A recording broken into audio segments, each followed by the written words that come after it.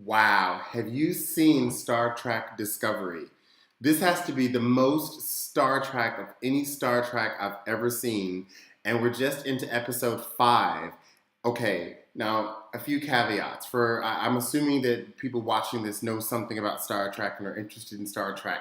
If you aren't, then wow, you have the opportunity to see Star Trek at its best. I am a lifelong Trekkie, and I do not use these words lightly.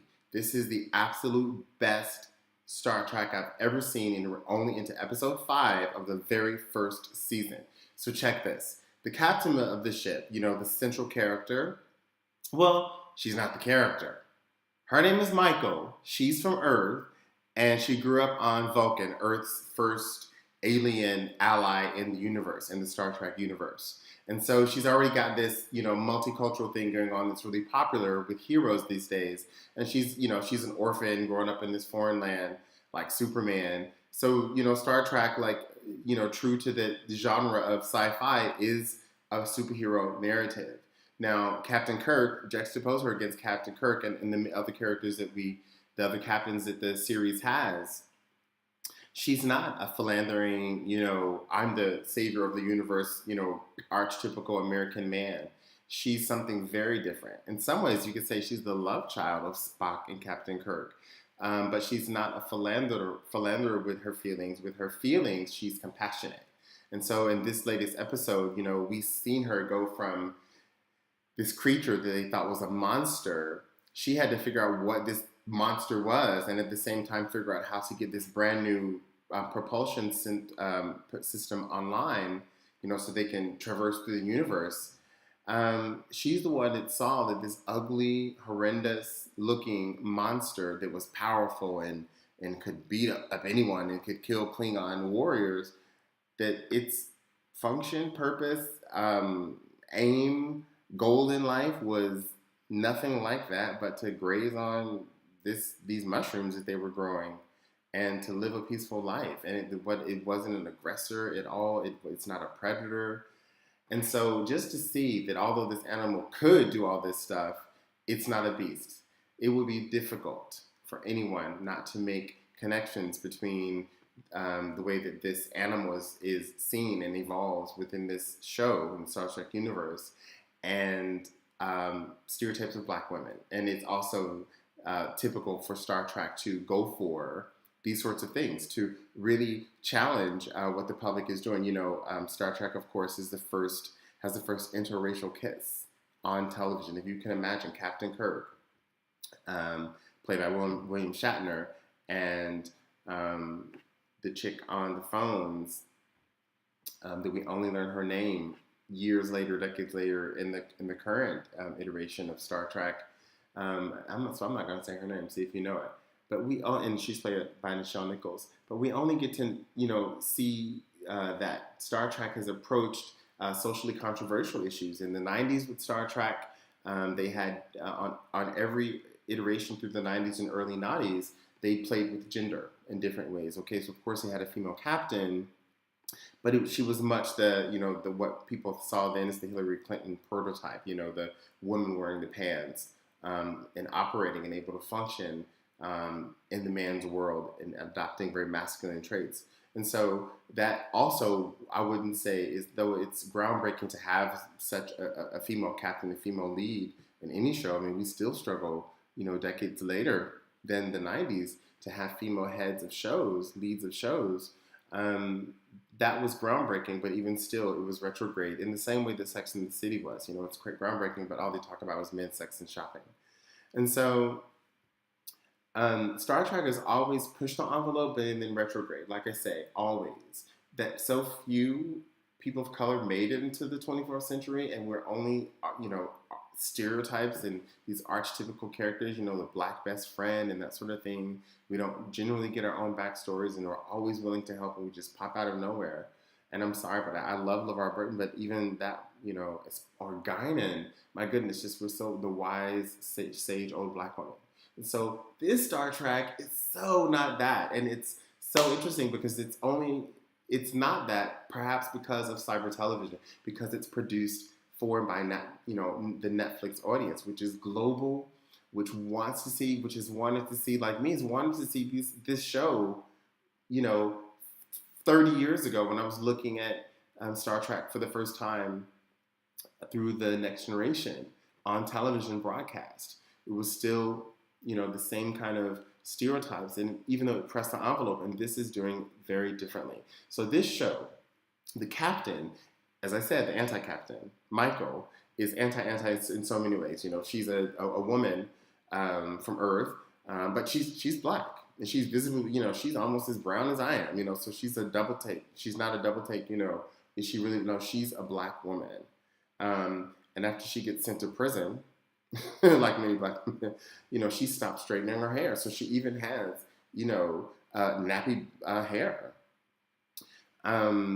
She is determined. She realizes that she, in many ways, stands apart. And it's even remarked by one of her superiors in one of the episodes, you of all people should understand. So they even show the microaggressions that she's a black woman would have to face on the job. And so what I'm saying is just her presence as a different person drives it forward, as all Star Trek shows do. The captain drives the story forward. And so now that we have a black girl magic, we see that, again, she takes this beast and she sees it's not a beast. It's not some predator. It's actually can fuel something very different for us. But then again, there's the next dilemma. This animal that fuels their superpower drive, again, massive Star Trekness. They go from having a warp drive to having this fuel drive where they can, this mushroom fueled drive where they can instantly appear anywhere faster than the speed of light. So she basically helps innovate that. These scientists have been searching for this technology for years, and she is the key that brings that all together. Massive black girl magic, because she did this under duress of being she was a prisoner in this crew where she was hated by everyone, misunderstood, no one bothered to even her roommate, tried to distance herself from her, her former officers, all those things. It was her who had to be determined, steady. And I don't say this as stereotypes of black women, but I say this as these are very real circumstances. When we talk about the obstacles that black women face, Star Trek is mirroring those. Now, I'll admit, I was all on some black girl magic trip through all of these episodes because, you have this woman now who's the lead. Again, she's not technically the captain of any of the ships she's been on, but she's a central character. And so you have this, this underlying metaphor of this monster. It's seen as a monster. And I insist, because there was a period just a few years ago, not even 10 years ago, when people were openly saying that black women were the least dateable. Like, you'd go on dating sites, including like Tinder now, and people are still saying it 10 years later that Tinder's taken over, that there are these kinds of rankings. And there are also studies that show that black women, get the least hits on these kinds of sites. People are actually not that interested. Black women have been so demonized in our popular culture that they're undateable. Ugly black, bitches, angry black bitches, which is fascinating because, the flip side of it is Josephine Baker from then to Beyonce, that, the black woman's body is the most salacious and most available. She's wanting, she's always ready. And so, you have this sadomasochistic fantasy that Bell Hooks writes extensively about. And so this show is just none of that. This show is just showing this really super intelligent black woman who's super determined. But as I said, the best captain ever. There was a part in this episode where Michael's former junior, now her superior, who's acting captain, sets an algorithm to measure his efficacy as a captain against all known Star Trek captains. And so they list like the top captains ever, Jonathan Archer, we've heard of, and the names on there. And so this, he says, monitor me as I go about leading this ship through this crisis. Now, of course, in true Star Trek form, best ever, they weave that story, that in total emotional conflict he resolves, and they actually come to some semblance of a resolution later, because he admits to himself that he was just jealous he'd have the opportunity to know their former captain who died in battle. And in this woman's, alongside Michael. And so it it's interesting because if you look at how the story is driven just by the fact that she's the other. They have all these aliens from all around the universe. She's the other, and he draws up this algorithm. And what's interesting is the list of characteristics of all the best captains. She's demonstrated in just 4.5 episodes by then. She had demonstrated that she's, and by compassionate, I talk about the spore drive animal, by being determined, by having foresight, all of these things really say that this show is set up for her to be that. And what's interesting is that in order for her to be that, she has to be this black woman. And they set her against, other stereotypes of otherness, so her roommate is the quirky white girl who's nervous and awkward, the quirky redhead, who's an other in her different ways. But then they go a step further. And this is why I say it's the best Star Trek ever. I've said like 10 different reasons why, but this is also why, because not only are you by the near end of this episode 5 and you're saying, wow, this girl, like this chick here, from the first episode where you saw her in a prison cell on a starship hung only by a small force field, and she manages to convince the computer not trick, but reason the computer into helping her escape and survive on another ship so she could, it just total black girl magic. And so you're at the end of this episode, and what do? They throw you the next twist. So the next twist in true Star Trek form, I can no one keep saying that, but this show is, even though it's all these different things, it's just Star Trek. There's the gay couple, and we finally found out they're gay people. There's the doctor, the medical doctor, who's the really cute Afro-Latino guy that we've seen in several gay movies, who, he's carved out his niche as that kind of guy. So in a way, we were expecting him to be gay, but even though it was never part of what was going on to the plot until then. And so his partner is Michael's counterpart in the science lab. And so we see them just brushing their teeth, discussing their day. Hey, you took a really big risk. You risked your life. And again, we've seen couples on every Star Trek ship. Why has it taken so long for us to see just a gay couple? And I have to say, we've only seen minutes of this couple, and I like them already. 2 professional gay men. Of course, we talk about the elitism and gay representation. But in this context, they're just like the other starship.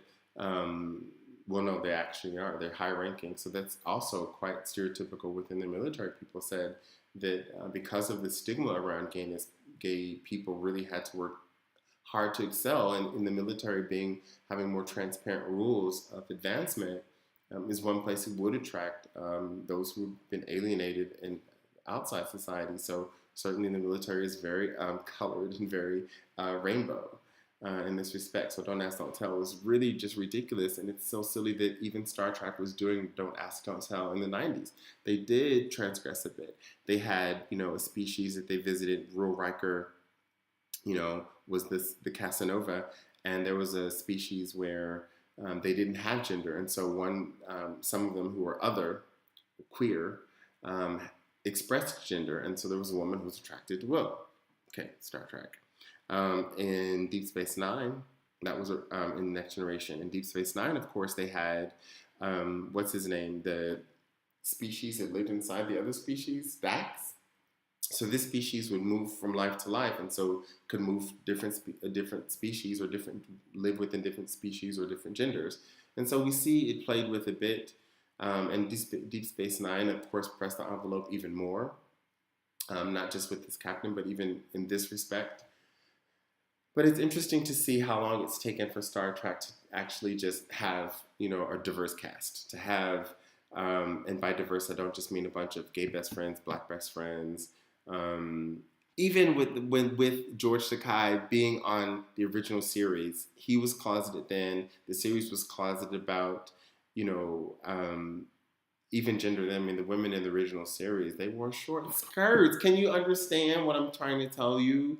If in the patriarchy and racism persist into the 24th century, even if they don't have money in class and classism, as they say.